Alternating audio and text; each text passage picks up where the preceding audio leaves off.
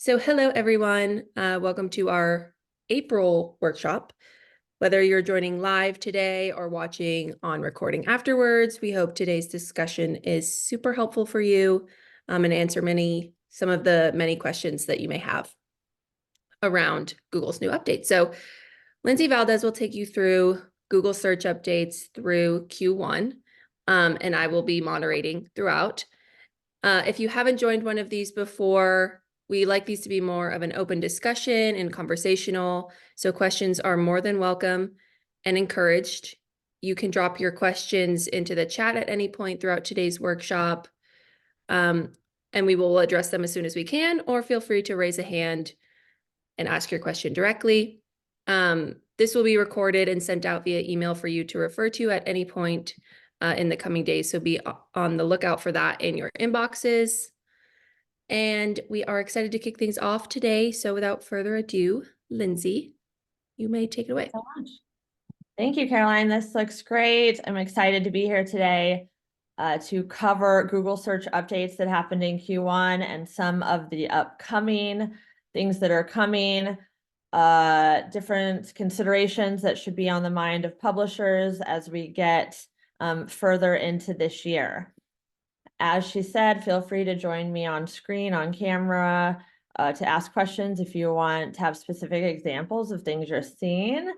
Otherwise, we will go through this as sort of an informational overview on what to focus on, how to avoid, a little bit of just some education around algorithms. And I will get into it. So thank you all for joining today. All right, so when I'm speaking in this whole hour is going to be Google search, like organic search, not the paid modules, not anything that has to do with because the SERP means search engine result page or result pages. And you probably notice as a user now that the layout continually has changed. And even more so, Google has released or almost announced things that are kind of gone already, and things that they got rid of are already coming back. So it's just safe to say that they're testing too. Google search results is based on users, user data, and they're getting, as you can imagine, so much of it on the daily that their own algorithm evolves based on not only individual queries, which is crazy to think about, like billions of queries a day that they can understand, have gotten to a place to understand the user intent and switch the layout based on that intent by query. So keep that in mind if things are shuffling around. One thing I've even talked about is this: they had a tab for perspectives that is gone. Also, Google wasn't very popular, but if you've heard of web stories, that was a thing for a minute, and they just announced those will no longer be in the search results. We're experiencing changes to the publisher land traffic landscape.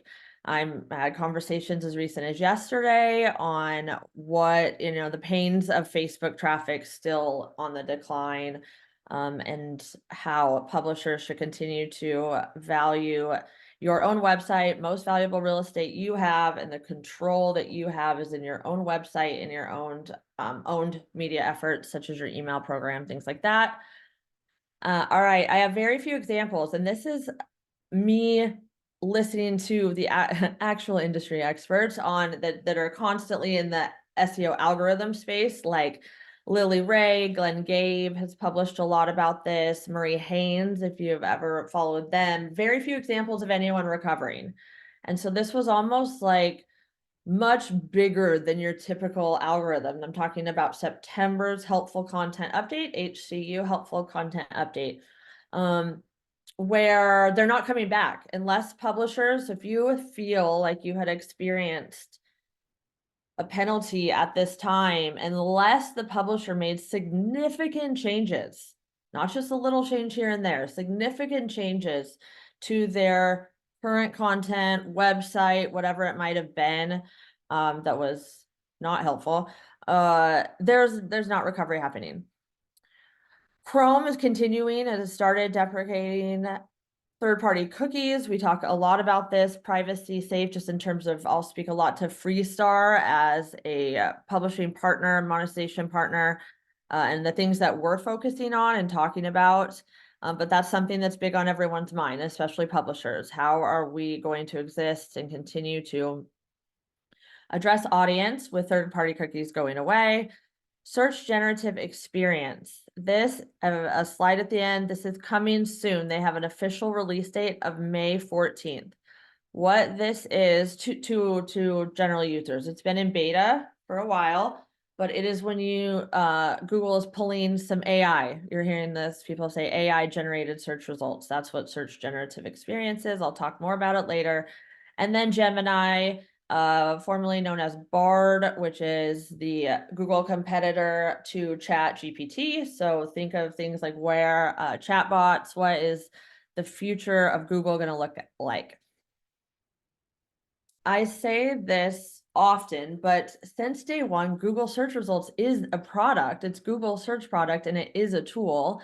And the UI of it, I think this year and even maybe a little last this year, coming years is going to be the name of the challenge or name of the game, in a sense of what the search results itself will be able to do for the user, all while Google is an ad supported business without turning their backs fully, I would say, on that business, but also being very helpful in the search results themselves. All right. So why we're here today, January and February are historically quiet months for Google search updates. They never announce them beforehand, or rarely announce them beforehand, unless it's very like a targeted or maybe a very large update. And there's months that it tends to be just more frequent. I feel like every March for the last 5 years, I've talked about a Google algorithm. Other common months are September. Last year, let's see, August is a very common month for a search algorithm update. Don't know why they do it that way. But so this year was the same, January and February, nothing formally announced. I will also say that every single day, Google makes changes to their algorithm every day. So they're constantly tweaking in a very an obvious, dynamic, automated way based on those user signals that I was talking about before. So it's not uncommon to see changes, even during times that aren't a formally confirmed, they call them confirmed algorithm update. And this March 5th, they decided to release 3 all at once. Google, it's funny, they've said we are trying so hard not to release multiple updates on the same day. But this was one of these is a little bit different in that they actually made it a signal of their normal algorithm, and that's the helpful content update. So instead of having a specific, it's very complex system, they work in different ways. You have this core algorithm, which just think of all the different signals, the things that SEOs talk about, like speed makes up like 5% of that. Quality content makes up like 30%. UX makes up a lot, right? Think of just this like algorithm and it's checking all these different things in a very sophisticated way. But Google has talked about, no secret that I've even heard the word millions, but many algorithms, different ones running at the same time to track and organize and block things out of search results all at the same time. So they had created the helpful content update as a standalone update, in which it's like, so aside from, if you think about the core algorithm running all the time that I just talked about, then they'll have updates that are targeted to one topic or more. Let me think of another example. Mobile responsiveness was an update where you think of like it's scanning, these bots or they're scanning across all the websites to reshuffle them based on like a tweak in the strength of these signals. Helpful content update, they wrapped that now into core algorithms. So I don't foresee another like announcement of a helpful content update versus just knowing that it is it's run at all times, and anytime that there's a core update, it's factoring in helpful content. It was one of the largest, maybe possibly the largest since I had seen in like the Panda Penguin days of like link building back in like 2013-ish. It was a very, very harsh update. And now hopefully, because it's just typically when it's wrapped into the larger algorithm, it's less strong all in one set. It kind of like evens it out, and hopefully we won't see those like drastic drops. All right, 2 are still running spam, and then the spam update, which I'll talk more about the change in that. All right, so even with the discussion around traffic loss, I've talked about this many publishers, and that 10 to 70% we've seen across Freestar publishers over the last year in organic search loss. Despite that fact, it's 60, this graph looks amazing, 60 something percent, 65% is still coming of this is traffic refers to back to the website, the publisher, coming from Google search. I think the future, because of Facebook, you can see this such an interesting chart.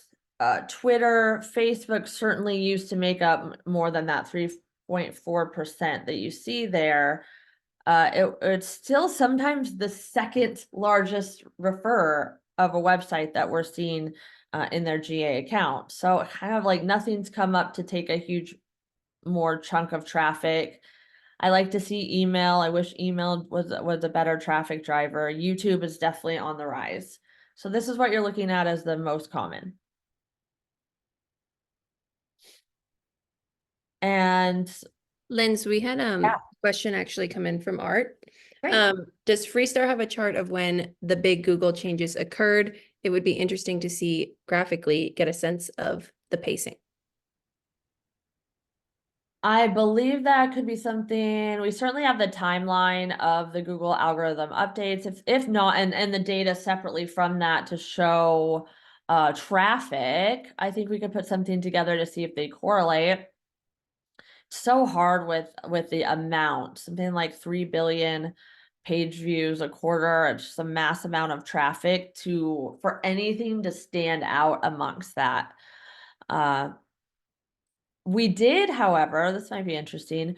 We did not, the March one is the only one this data wouldn't incorporate. It's still even rolling out right now. Would have been too soon to look. Is our top 300 publishers, which ones had taken large declines around those months of last year, like September's helpful content, October had a core algorithm update, August it had a core one. And it went almost 50-50 on those that saw a decline and those that saw an increase. It was a good number of publishers that were losing traffic last year.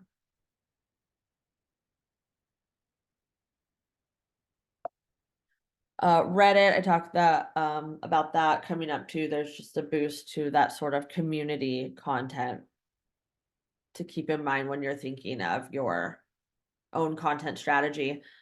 What I love to see in GA4 is diverse traffic portfolios. I still see and cringe when I see like 90% of traffic coming from Google. That's one algorithm hit away from being, a ton of your traffic. And while I also caution putting too much into Facebook, that's not what I'm saying, but there are other areas. And I think the value behind a true community can still be there, even through like Facebook groups and Facebook communities. It might not be ever again be like the height of traffic, but wherever you can find a group of users interested and passionate about the same topic, that is something I would continue to like think of in your strategy. All right, so the helpful content update, now that we know it's part of our algorithm ongoing, but also if you're one of the many publishers who saw hits in September and have not come back, it's just somewhat subjective on what is helpful. It is, but it isn't. Google has a very clear definition, but sometimes we're our worst or best critics and you may be looking at your own content and not seeing it because of course it's your own efforts in your own company, but it's really important. We want all of our publishers to be around in 10 years, and unfortunately, I don't believe they all will be. We've seen an influx of publishers considering stepping away from their websites, and it's of course the very last thing that we want to see, while all the while understanding why. If you've lost 70 or more percent of your traffic, it can feel very hopeless. So helping them understand, helping any publishers willing to chat about what it could be to pivot out of this, even if this is like a season in which you have to really dig deep throughout your content and almost restart and by weeding out some bad stuff, or low quality is a better word.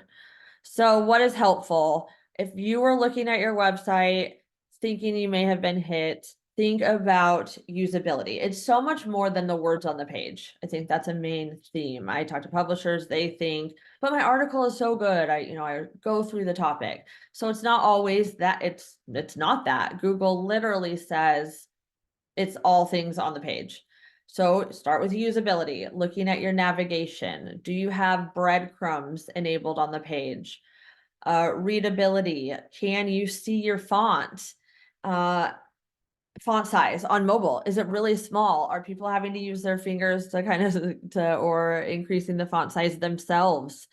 One of the most common and also makes the most difference. This is why I think LinkedIn articles, if anyone has read them, they nailed UI, I think, in the readability. There's something about them makes them very easy to read, like noticeably easy to read, that I think that's why we've also seen an increase of traffic for business side. Of course, this doesn't apply to everyone, but from like the LinkedIn community, if you're wondering what that looks like, it's white background, clear. There's not a whole lot in the sides or on, it's not a whole lot of clutter, and the font is large. So look at things like that.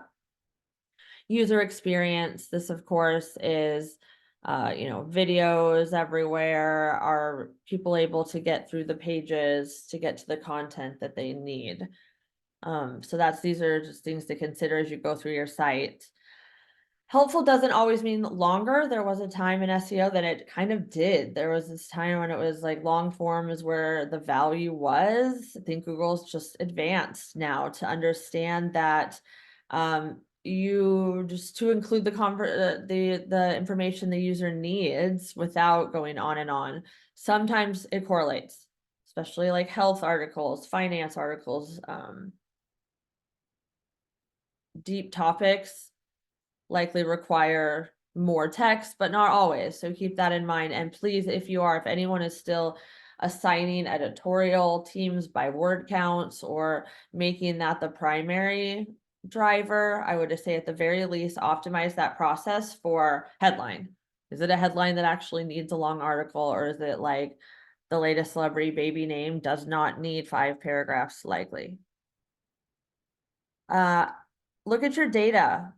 GA4 has been a sore point for publishers pretty much since it was released.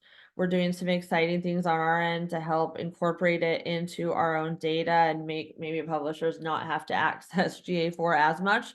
But in the meantime, and for anyone out there, it's a platform that is only getting better. There were some early iterations of it that might have been more complex than it even is now. So to learn and understand the data, for free data in most cases, that they provide publishers with, because you can get a lot out of it and you can understand your audience and things like even just basic engagement metrics, to understand what's helpful. If there's a high bounce rate, dig into that page that has the high bounce rate. What is it about that page? Google is very page level. And that's kind of something that's a harder thing to harder to explain about the algorithm, is that it does incorporate the whole website. So it looks at things like, and this is like in a very complex way.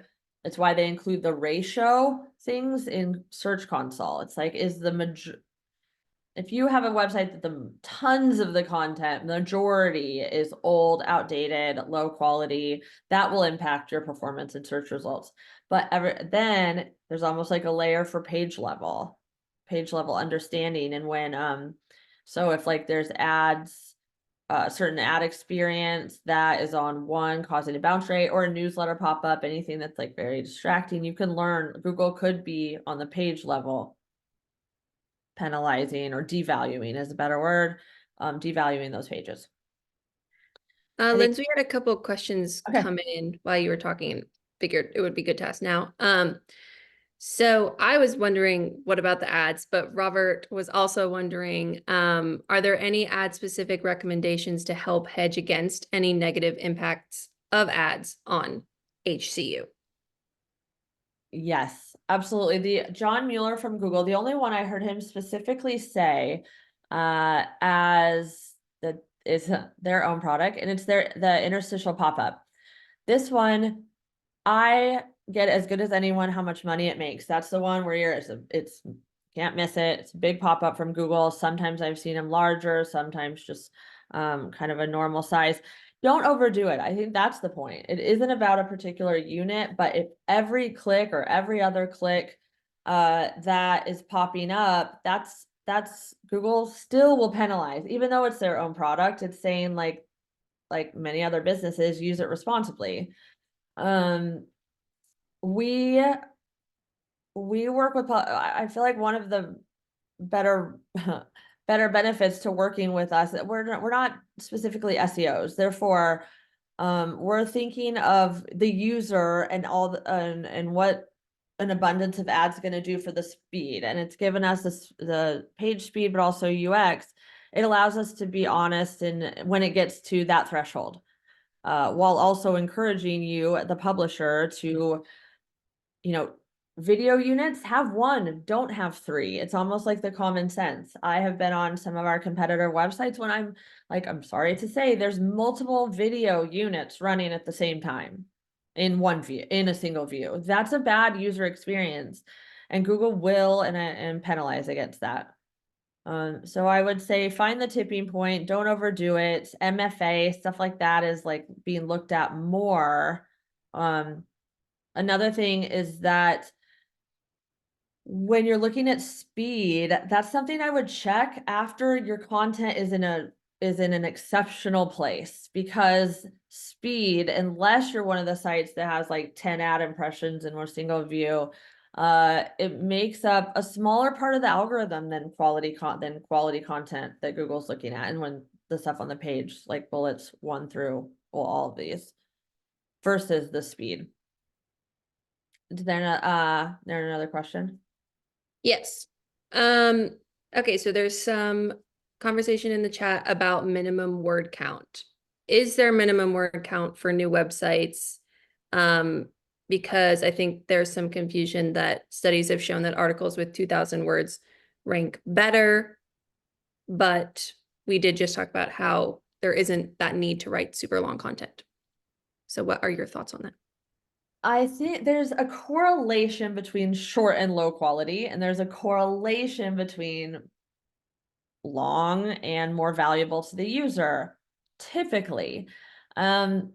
I would say you need to understand and be looking at the data and kind of evolve it as you go along. If you have it's not, you can't blanket say where articles with 2,000 words or more do better in the search results, or if you can't, if that's like a SEMrush kind of tool, I would look at the niche more than anything else on that before. And that's long. 2,000 words is a lot of content anymore, unless it's like a medical topic or things along that line. So do things like in-depth content analysis when you're reading it. Does it go on and on? Are you working with writers that just that last 500 words is useful or not? Go look at it. If you feel like you have a case to make that whatever your niche is requires that much, and all the way till the end, you're fine, you think it's valuable, you can look at time on page, scroll depth, things like that to get a feel for if it's true. But if you're a writer, you're editors, that's the next level from this group right here, unless there's like a editorial lead, they may not know. What if they're like a green writer and you say 2,000 words no matter what? Then you're writing to, you just got to make sure that they know what that means, and which, like, keep it like an outline of what topics and subtopics, and make sure that it's valuable all the way. I'm trying to think what else. Entertainment articles. We used to, formerly like owned and operated companies I've worked at, for an entertainment news, that it's like such and such went to the, like, should you be writing that anyway? It's a whole nother topic, but something that I think the word count minimum was 700, I think, and this was for a major editorial brand. It just, they didn't need the length to perform. Great. Go ahead. Last question in the chat for now. Do you recommend indexing or no indexing tags on an old existing site? On an old existing site, tag pages, without like looking at it, the best practice there is to make sure category landing pages are indexed. They aggregate everything on like that high category level of your site, and tag pages for the most part are no indexed. I think you would say, if you just ask like a developer who was building a new site, that's how they might do it by default. They're not an SEO factor or a benefit. If at the least, by leaving them indexed, you could, it's almost just like though they're showing up in two different feed aggregate style pages. So you could look at it as like a bandwidth of Google crawl and duplicate crawl. They don't need to be going through both tag pages and your category or homepage feed pages. So that's the short answer, is that many know, especially if there's thousands. I've seen sites with like 50,000 tags, and that's like becomes like, you should clean up that tag kind of. It used to be in the day, you would tag, you'd have 15 tags on a page. For the last 10 years, I've probably been saying like, have one to three tags on a page to keep just a more structured back end, or if a user wants to look at like everything ever been published on one very specific category. And they can still find that through the site. It doesn't need to be indexed in Google to do that. Shortest answer: category pages index, subcategories index, tag pages can be no indexed. Okay, love these. Keep them coming, please. So if you helpful, reliable content, this is a page. I feel like we can either post, yeah, we'll need to even share this deck out for you to see that. But if you looked in Google documentation, it was the most recent update, like landing page that they added to their own documentation, and it was March. This is still hard. Like I wish it were black and white too. This is required. Look at these questions. I pulled this literally from this page, and they are saying evaluate your own content. Some of this can give you directional guidance, but it's a tedious process if you're working with 100,000, hundreds of articles, hundreds of thousands of articles. Here's another one, but you can kind of get also what they're looking for. I liked here how they mentioned comparing it to other pages in the search results. Sometimes I look at our publisher content, I'll do the same thing. I Google the topic, and what comes up number one is substantially different than what my publisher has created. And then it becomes about updating, refreshing, implementing new processes for editorial teams to get to that standard that Google's requiring. Part of this is you don't know what you don't know kind of thing. It just evolved. And if you were a publisher who was heads down in the business and in other areas, you just hadn't seen how things have gotten.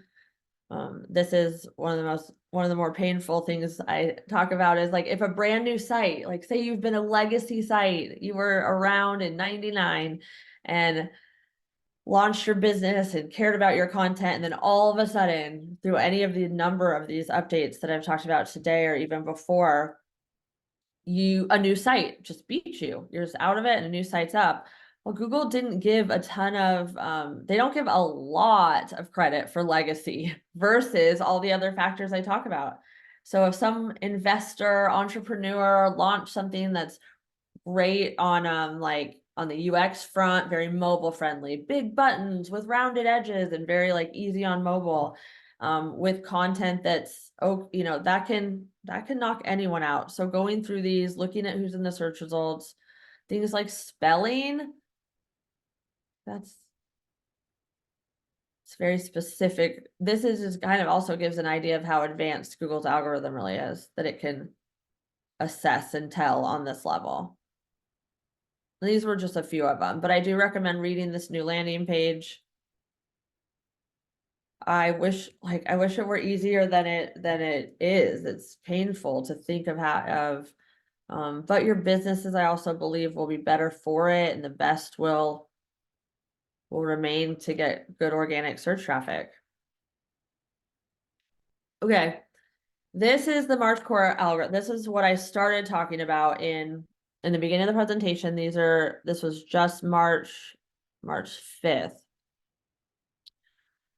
It's so complex that it's still rolling out. It was still rolling out at the end of March. So it was 2 weeks is an average time for an algorithm release to be fully run out.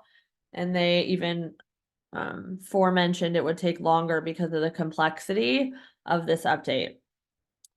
They also said it marks an evolution in how we identify the helpfulness of content. There was 4 specific things that they mentioned in this update. The spam was set aside. So these are, the slide says core update, but it really is March updates were 2, a core update and then the spam update. So it's combined here.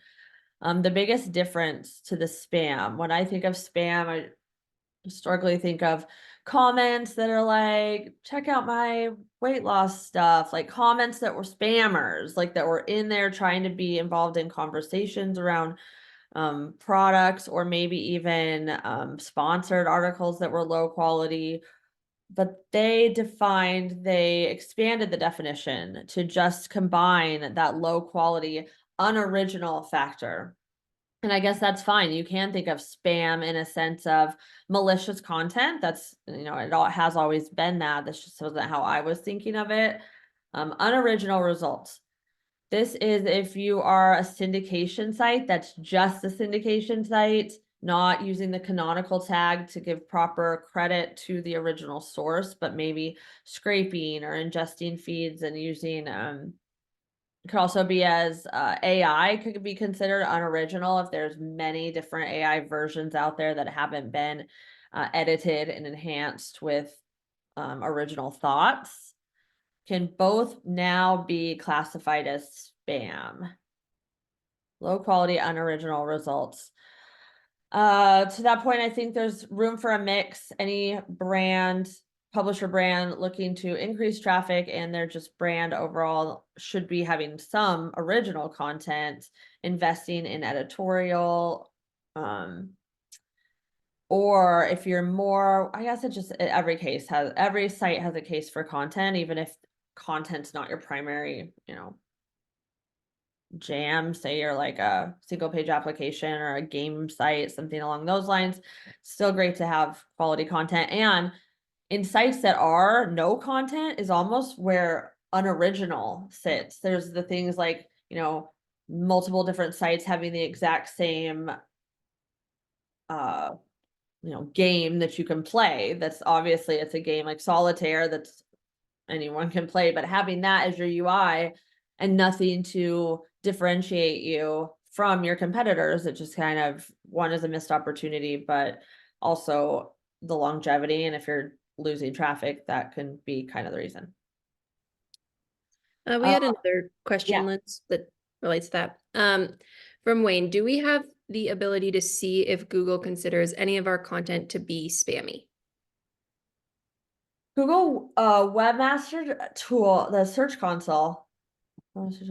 Console is evolving, and they recently added some, like a flag in there that it will say it can say low quality, and it can also say like indexed or like crawled but not indexed, like, and that's a sign that it wasn't quality enough to get into the search results.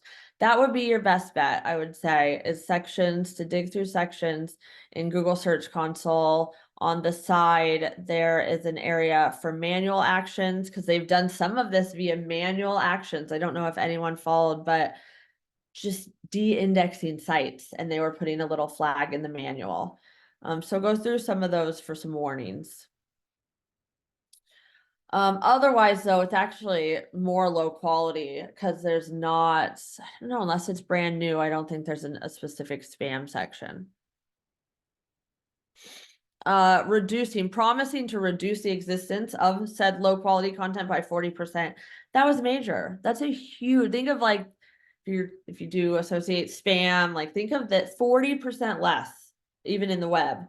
And that's where I think the manual actions was a surprise to people, and just something Google hadn't done in a long time, saying, we're tired of the spam, we're tired of the garbage content, we're just fully de-indexing your site manually. And I did not have, it's kind of like twofold. Maybe they weren't getting that much organic search in the first place, that there could be that caveat that it didn't make up a huge percentage of traffic. We didn't have any publishers, or at least it didn't get to me, that said, all of a sudden I went to 0 organic search traffic, which would be the sign of that.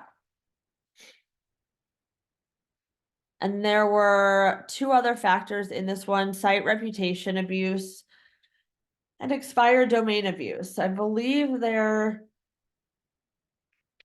like, you could purchase an expired domain and then do the site reputation abuse technically. So they're kind of intertwined to me, or at least in my head. And they both have to do with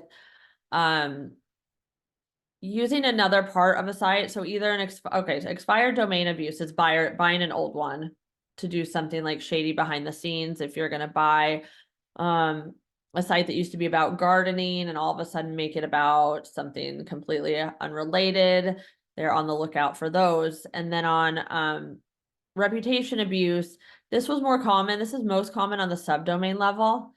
I would say it's one of the got a lot of traction in Twitter, in the Twitter community, dubbing it parasite SEO, in which you're almost like renting it out. Say like a publisher, it was painful, had spent all this time writing good quality content, and then someone was like, hey, just build out like subdomains after subdomains, and there's like, it's separate then, and Google's never really said that they consider them fully separate, or at least that's not what the data has shown in my experience.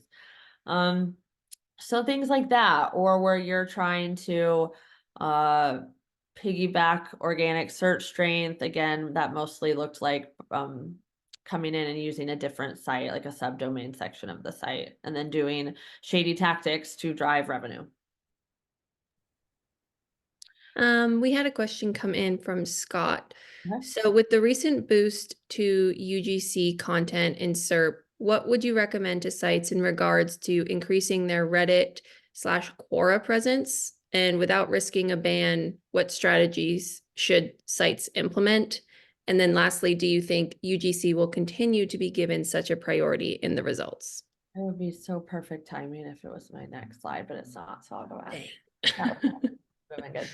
I don't even mind. That's a great question, and I love the topic. It was, for years, we were telling publishers to consider removing user-generated content because it was spammy. So you're right, or low quality. Never mind, I'm gonna go forward. Right here, the Reddit surge. Let's just get to it, because I had a data point here. Quadrupled, I think was the word, in the past 8 months, organic traffic. So this is fascinating to me, because the Reddit community was just this like beast that kept moving forward. They didn't have, it's owned by Google. Oh no, wait, no, they have a deal with Google. I forgot who owns Reddit, but they never updated the, for UX and things, but it was just this very trusted community.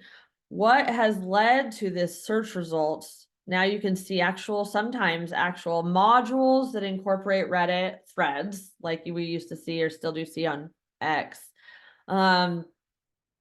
or also just in the blue links, a lot more preference to just Reddit conversations. Reason being, in the most simplest terms, is that, or well, again, industry experts are saying that it had a lot to do with in all of the algorithm updates last year and the way Google is trying to like slow drip out these SERP changes, layout changes, the search results got very frustrating. I don't know if any of you have noticed this, and I'm definitely going off the cusp here, but answer boxes, when I used to have a simple question, what time does the Super Bowl start? It would put it at the top, and it's not anymore. And I don't think that part of it was permanent. I think it's just like these growing pains. There's some of their queries were just acting weird and they weren't doing things. Because of that, people started appending Reddit and Quora to their search queries, and that really tipped Google off to the value of that. Once again, like what's old is new again. And second to that, I do think it will stick. You know why? Like humans crave community and they want to be with others with shared opinions. I think Twitter got so toxic because it was like this wild, wild west of, you would see things of threads, right, that you didn't like, or you weren't like, I'm sorry, you didn't like request to follow. It got very messy, and all of a sudden you had so many opinions and people speaking into things that weren't like a shared interest, and it got divisive. But that isn't, and we've seen traffic decrease from Twitter kind of because of the Elon stuff, but also just, I think it just got to be a really toxic place. When you can put that back into this area, people still want to be having discussions. I actually love this. I love how it like naturally proved itself out. And not only that, technology around getting spammy comments is better now than it was 10 years ago, which I think was mostly the problem, is that they weren't moderated.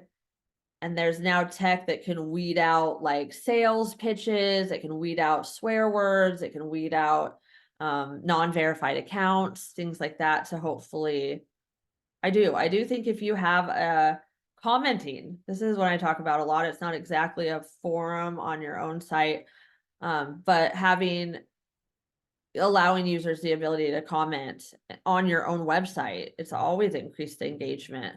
And as Facebook, Twitter died down, users you saw went back to those areas where they could voice their opinion, good or bad.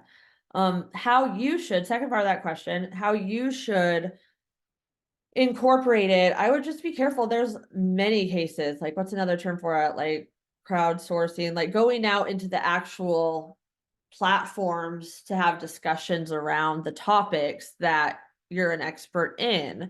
I don't know, just to some extent, people say I'll never have the bandwidth or a position to do that. But I would stress the importance of being present wherever, Reddit, Quora, there's other forum-based communities, being present in the various outside of your website platforms that are talking about your expertise. Tons of value. If you had an old forum, like dust it off, maybe look at what's like, is anyone still drive that conversation back? And I think there'll be long-term and short-term benefits to doing so. And it's funny because I'll go back a slide now to talk about this core web vital. We've had great discussions and questions throughout, so I know it's longer than 30 minutes, but I feel like we've covered a lot of the questions. This is something we're keeping an eye on. It's just something that also happened in March 12th. They changed one of the 3 core vitals metrics. What was once first input delay is interaction index paint, which is how responsive your website is to user input. First user input is the differentiator. First input delay had more also to do with what how long it took, not if they shifted or not, but just how long it took to load the modules that supported user interaction. So if it was like the email box was a way for users to input something, how long that element took, and now it's actually tied to when the user puts something in. Gets very technical. We're looking at it because ads of course, impacts speed. We have made recent optimizations to improve the speed of our own ad code by 25%, which was huge. So whereas I can say it in two ways, we're always keeping our own ad code, these metrics in mind when making optimizations about code. Ads aren't the only thing on the page that contributes to speed issues. And usually, depending on how handcuffed a business is from ad revenue, that is the make or break between what they're willing to do to optimize against these different and tests by removing and changing things. So with revenue, because it would have a revenue impact. So when you can say things to a publisher that's like, okay, well, you could take down that video ad, but it actually makes up a fourth of your overall revenue. Why would you do that when you could make these other 3 changes that will even that out? All the while, your content probably could use some addressing before we, get too in the weeds about that. It's just, again, keeping it in mind in the overall algorithm. Paginating long comment sections and reducing sidebar modules. When you have, this would be in any case, when you have a lot going on your web pages, that's processing time, that's load time when you don't need it or think it's outdated. It's always good to be updating your own website for these things.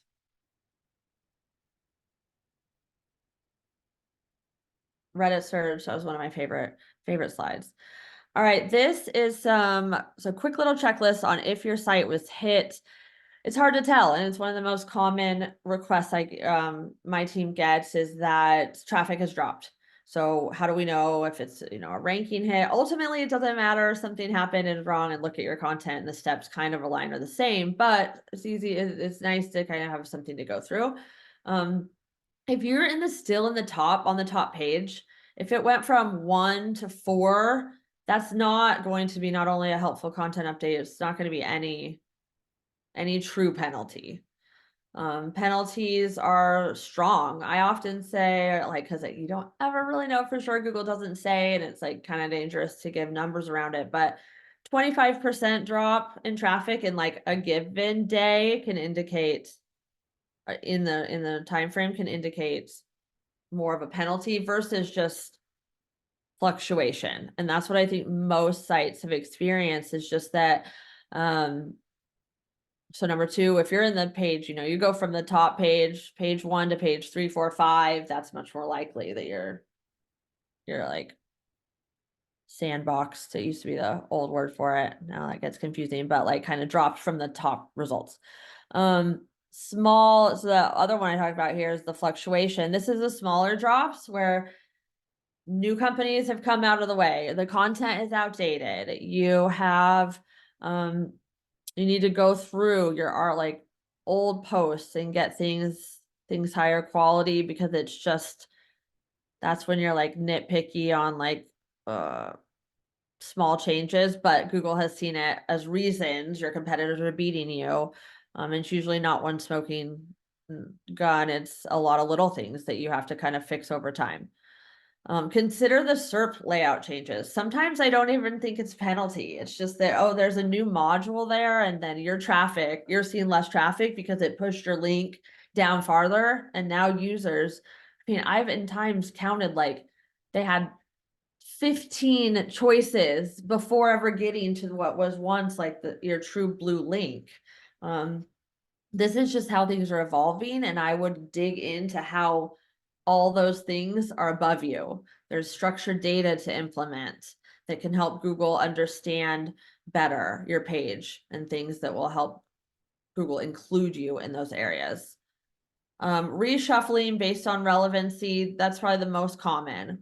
I'll say things like, hold your breath when I see a site that maybe they shouldn't have been ranking for those 200 terms from 10 years ago anyways, and they really aren't the best. And Google just is a slow moving beast, and now it's reshuffled and it's relevant, things have changed, and you're like, that stinks, I get it, but look back at what has changed on the relevancy for your page versus what you think the user is actually looking for.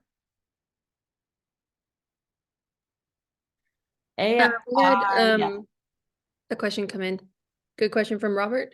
If there is content that is contextual to the user slash audience, what is the best way to posture that for the Google crawler? Just have a generic version that Google would crawl, or have a more specific version that considers the crawler part of the audience?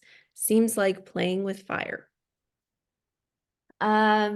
Yes, sorry, my end cut out for half a second there. Can you repeat that? Yeah. So he said, is there content that is contextual to the user, or if there is content that is contextual to the user slash audience, what is the best way to posture that for the Google crawler? Just have a generic version that Google would crawl, or have a more specific version that considers the crawler part of the audience?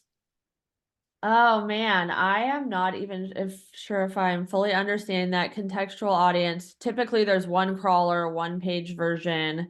If that is what you're talking about, do you want to clarify or come on screen?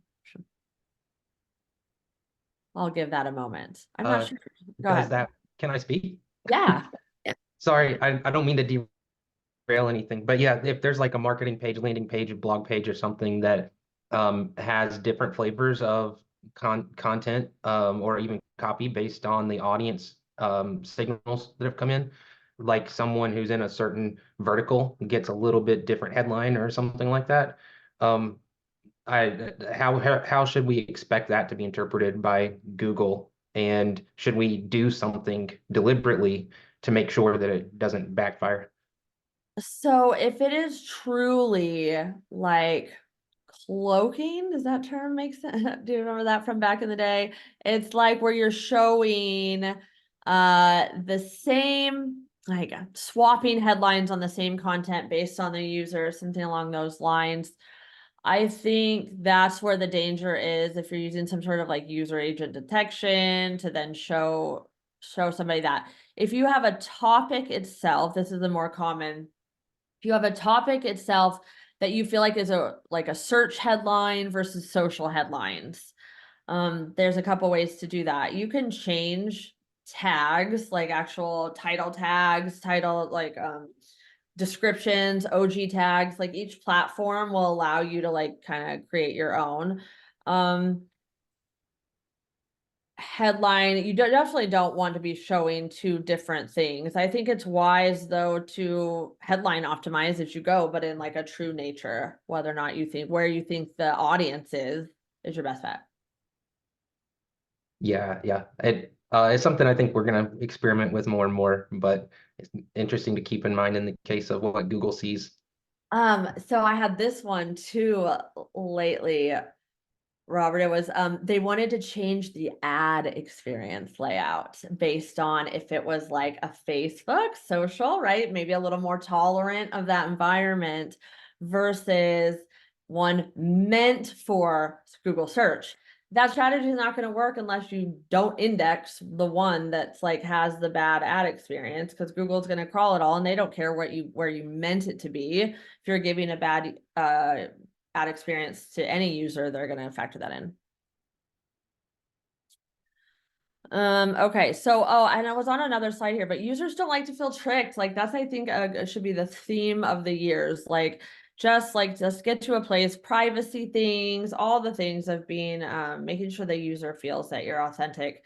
AI is here to stay. This is just a little bit more on the different. It's worked into every single element for the search. The bots, there's chat bots, but then there's more AI still is using traditional, is like powering the traditional search even by its crawlers, an understanding of the page better. And then you have generative search, which is coming and may even be the next slide.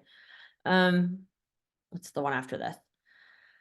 All right, well, what publishers should do now? I think I talked about this throughout. We'll include this deck too, just for you can refer back to it. But publishers, like for those, I've worked with just as many that are continuing to grow in traffic and optimize for users, making sure they're very transparent, updating content, taking down old quality content, all of these. While they may look overwhelming on a list like this, it just should be or can be worked into a lot of just normal process. If you're using AI, that should be the benchmark, right? That's what AI does. You need to make better content by taking that benchmark, whatever it spits out, and getting it to a level. That exceptional, I quoted that. That's actually Google's quote. And exceptional content is really just, I would look a lot at what trends are ranking at the top. Unique, those that are writing no unique content, I think it's going to be struggling in the years to come. First party data, truly thinking of what's best for your business. Google said recently, don't do anything for SEO. I think lots of people have been saying that for a long time. Think of your business service offering. How can you expand it? What would a user expect to see on your website if you were the expert? This is the search generative experience. I wanted a screenshot because that's the way you can tell. It's they're doing colored boxes at the top of the screen. Even while it was in beta, you were having to prompt it in order for it to like drop the AI results down. But starting May 14th, I believe, for a certain amount of queries, the ones down below in those bullets, or what they're saying is so if you fit into that, most do. How can you make it better than what Google can give you right in the results? So you have links are going to be another thing that Google's doing more of. So within this drop down, they're said to be going to incorporate links to websites in the actual copy that would take you to articles and give like publisher traffic. That piece will probably evolve, especially once they get revenue report adjustments after they launch this, to see that they lost a lot of money because they are sending less traffic to publishers. At least that's the goal. All while thinking that Google is a tool. Again, they want a nice layout. They want to be helpful directly on the page. So how do we fit publishers within that? What can you give them? I don't think users trust this a lot. I think that's what we have kind of going for the publisher. I know I will typically still, even with these, still click through to a website when I want to know more about any given information, if it's not just like a one word answer. So that's coming. I mentioned Google web stories. If you were doing that, that's not a thing anymore. That stuff is common that Google will launch something and if it doesn't work, they're not going to continue doing it. We should all have businesses that are run that way instead of continuing to do things that aren't working.